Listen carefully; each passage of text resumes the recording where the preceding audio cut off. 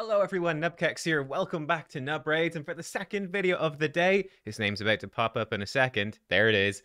Razel Varg, the new Fusion champion, coming to Raid Shadow Legends next Thursday, 1 week from the release of this video.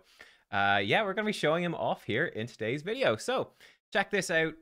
This is from Plarium themselves, of course, part of the Content Creator Program. But on Thursday, April 13th, we're going to be launching a Fusion event of a new champion, Razel Varg. So this is a fusion event. I don't know as of yet how many epics there's going to be, but this typically means that you're going to be collecting 4 epics. I think the last few times it's been 4 copies of the same epic, and fusion events compared to fragment events are typically more difficult, although Supreme Elhain was a very difficult fragment event. So we'll see, but yeah, definitely prepare. This could be a fairly difficult one. You might want to start building up some food champions in the champion training tournament that's on at the moment. Just stuff to consider. Make sure you've got a good few potions, though we won't know what affinity the champions are for a while, of course, that are involved with it. But yeah, he is a Skinwalker legendary attack magic affinity champion.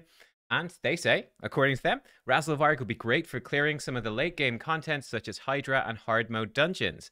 He's got a unique skill set that revolves around speed. He passively increases his own speed up to 100, which goes on top of his base speed, which is great since all of his damage scales on attack and speed.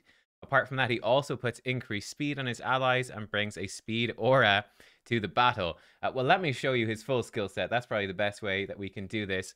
Here we go. If I turn off me for a second, there, peace and quiet at last.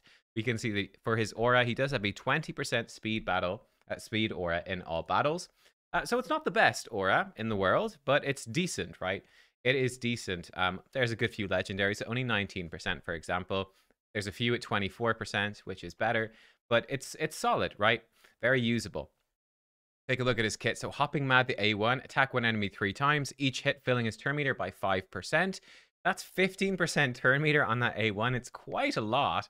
And maybe there is some Giant Slayer play, though I'm not sure because he's got 2 3-turn cooldown AoEs, which, as you know, I'm a fan of champions with 2 3-turn cooldown AoEs. His A2, Knight of the Rabbit, attacks all enemies, has a 75 bucks to 100% chance of placing Leech for 2 turns, and heals this champion by 10% of their max HP for each Leech debuff. It's a tongue twister placed by this skill. So I find this hilarious. It's so funny that they're like, he's a great Hydra champion. He places Leech and heals himself a ton of max HP. And of course, then they changed Hydra during the week so that Leech basically wipes out your team. I feel like it's almost a prank, isn't it, between 2 developers in the office? Bob is like, I've really messed Jeff up. He's designed this rabbit for Hydra. I'm going to change Hydra so that he's terrible.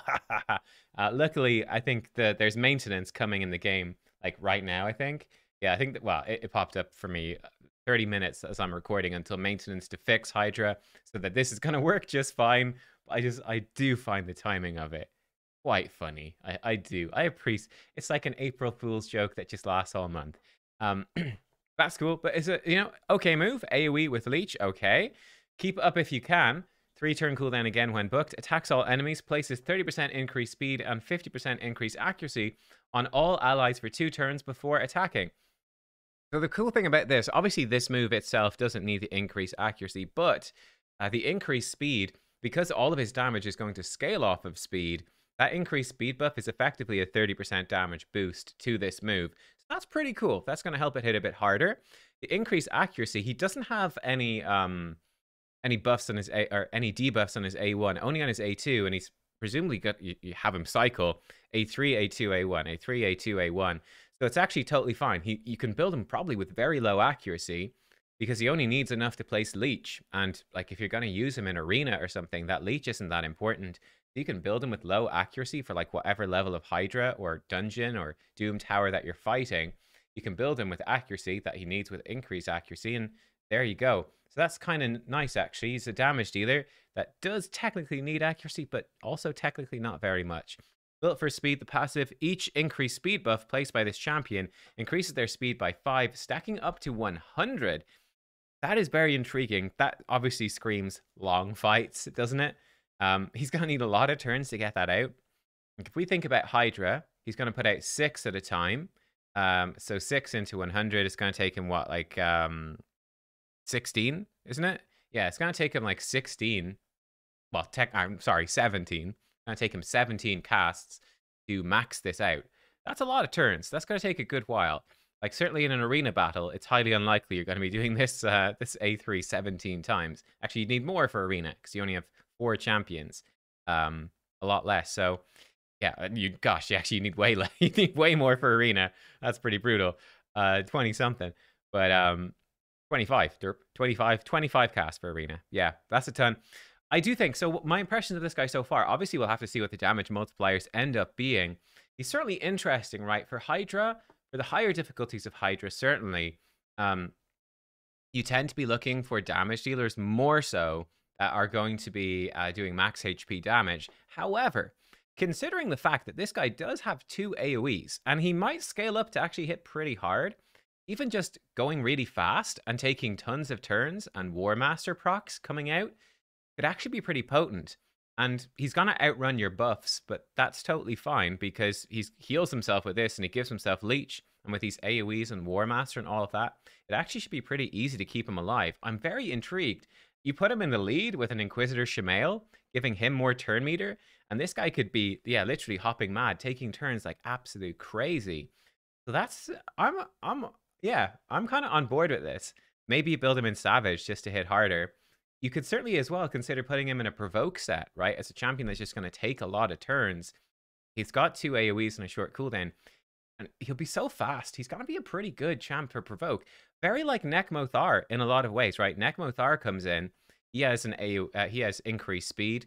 He has Leech AoE. Now Nekmo does bring decreased speed AoE. That's something you don't have with this rabbit. It doesn't decrease speed. And Nekmo obviously has the AoE A1 too, with the decreased attack on it, which is very good. But I think he fulfills kind of a similar role to Nekmothar, and he is available as a fusion.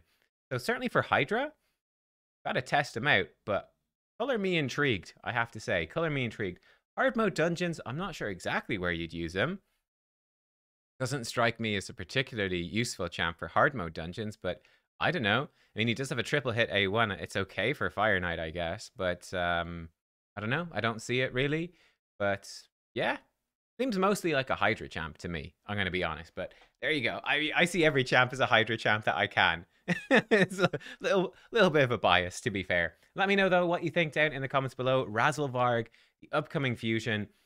For me, I think he looks so ugly. I hate this rabbit. Oh my god. I don't know. Like, I'm cool with anthropomorphic. I don't know. I'm cool with anthropomorphic pigs and wolves and all of this. Rats, they all look cool, but this rabbit just disturbs me. I don't know why. This rabbit, he freaks me out, man. He freaks me out. I don't like him, but as a champion, I actually do like him. I enjoy the idea of this attack and speed scaling champ. That's pretty fun. I think Ghostborn's the only other champ. Maybe there's others. Ghostborn does a little bit, for sure. But yeah, I think he looks fun. I'm excited to try him out. Thank you for watching, everyone. Hope you enjoyed, and I will see you next time. Like, comment, subscribe. Goodbye.